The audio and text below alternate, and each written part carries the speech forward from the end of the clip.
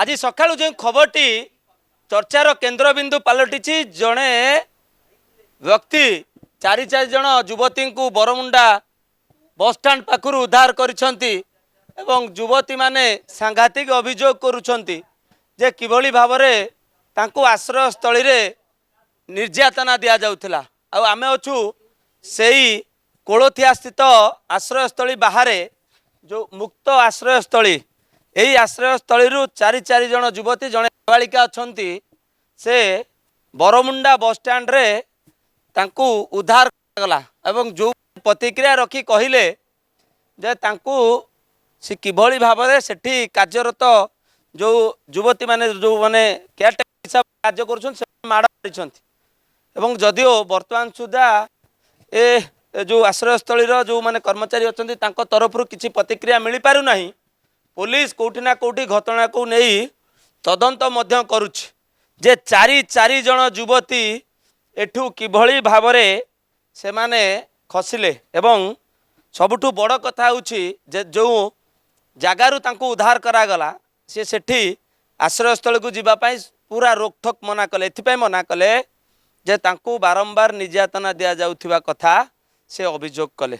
जदिओ तांकर आश्रयस्थली पक्षरु जो माने कर्मचारी पक्षरु कौनसी प्रतिक्रिया मिल पारु नाही। भरतपुर थाना पुलिस घटनार तदंत करुछि एवं कुआ जाउछि जे एठी तांको निर्यातना दिया जाउथिला जहाँ स्थानीय लोक सामना को आसीथिबा जो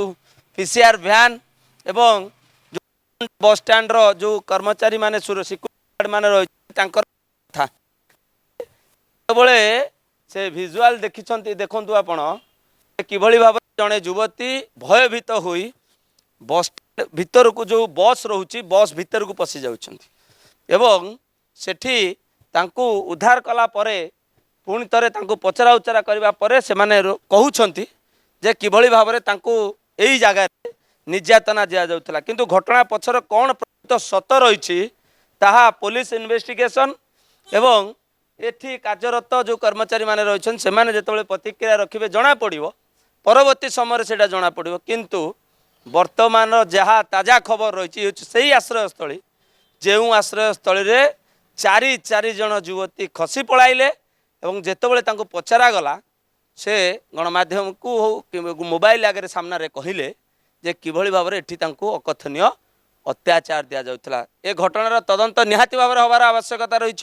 जे घटना पछर कौन प्रकृत सत रही ता निहाती भाव सामना को आसबार आवश्यकता रही। कैमरा पर्सन हिमांशु को सुभाष प्रधान, ओडिशा भास्कर।